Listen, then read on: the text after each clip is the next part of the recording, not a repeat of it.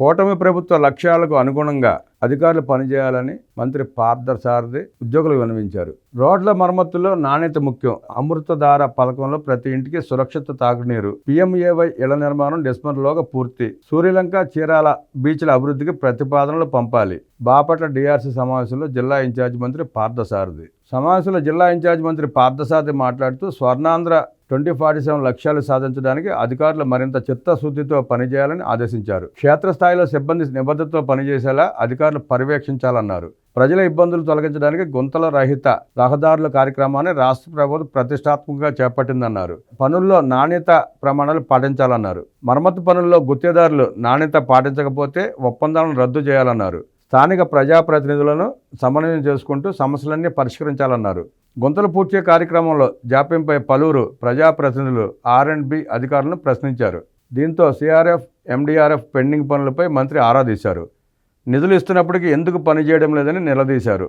పనులు ప్రారంభించకపోతే రద్దు చేయాలని, నిబంధనలు పట్టించుకొని గుత్తేదారులపై క్రమశిక్షణ చర్యలు తీసుకోవాలని ఆదేశించారు.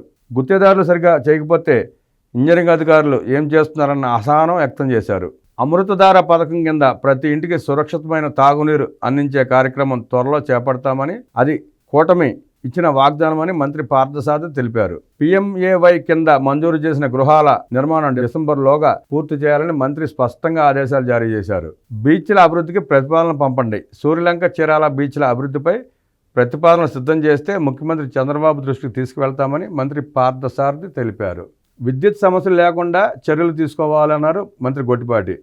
విద్యుత్ సమస్యలు రాకుండా అన్ని చర్యలు తీసుకుంటామని రాష్ట్ర విద్యుత్ శాఖ మంత్రి గొట్టిపాటి రవికుమార్ అన్నారు. సూర్యగారి పథకం కింద 334 యూనిట్లు ఏర్పాటు చేశామని, మరింత విస్తరింపజేయడానికి బ్యాంకులు సహకరించాలన్నారు. అద్దంకి నియోజకవర్గాన్ని పైలట్ ప్రాజెక్టుగా తీసుకుంటున్నామన్నారు. దెబ్బతిన్న పాత విద్యుత్ స్తంభాలను పునరుద్ధరించాలని అధికారులను ఆదేశించారు. పొలాలలో ట్రాన్స్ఫార్మర్ల దొంగతనాలు అరికట్టడానికి రాగి కొనుగోలు చేసే వ్యక్తులను పట్టుకోవాలన్నారు. సాగునీటి కాలువల పెండింగ్ బిల్లులపై నివేదిక ఇవ్వాలని అధికారులను ఆదేశించారు. కొరిసిపాడు ఎత్తిపోతల పథకం భూసేకరణ పూర్తి చేయాలని సమీక్షలో చర్చించిన అంశాలపై అధికారులు చిత్తశుద్ధితో పనిచేస్తేనే ఫలితం ఉంటుందన్నారు. గుండ్లకమ్మ రిజర్వాయర్ల మత్స్య సంపద వృద్ధికి 4 లక్షల చేప పిల్లలు వేయాలన్నారు.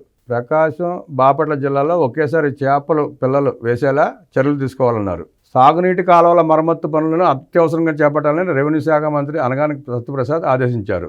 వెల్లటూరు కాలువ పనుల్లో జాప్యం చేరాదన్నారు. రేపల్ల నియోజకవర్గంలో ఉపాధి హామీ పనులపై సామాజిక తనిఖీలు చేయాలన్నారు. బ్యాంకులు సహకరించాలి. బాపట్లకు వైద్య కళాశాల నిర్మాణానికి 3వ విడతలో నిధులు విడుదల చేస్తామని సీఎం హామీ ఇచ్చినట్లు బాపట్ల పార్లమెంట్ సభ్యులు తెన్నేటి కృష్ణప్రసాద్ తెలిపారు. SC, STలకు రుణ సదుపాయం కల్పించాలని అధికారులకు సూచించారు. సూర్యగారి పథకానికి బ్యాంకులు సహకరించాలన్నారు.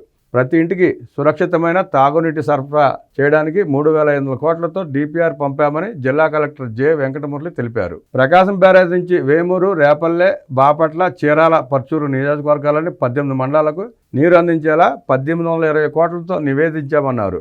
నాగార్జున సాగర్ నుంచి 5 మండలాలకు నీరు ఇచ్చేలా 450 కోట్లు, గుండ్లకమ్మ రిజర్వాయర్ నుంచి 2 మండలాలకు నీరు ఇవ్వడానికి 200 కోట్లతో ప్రతిపాదనలు పంపామన్నారు.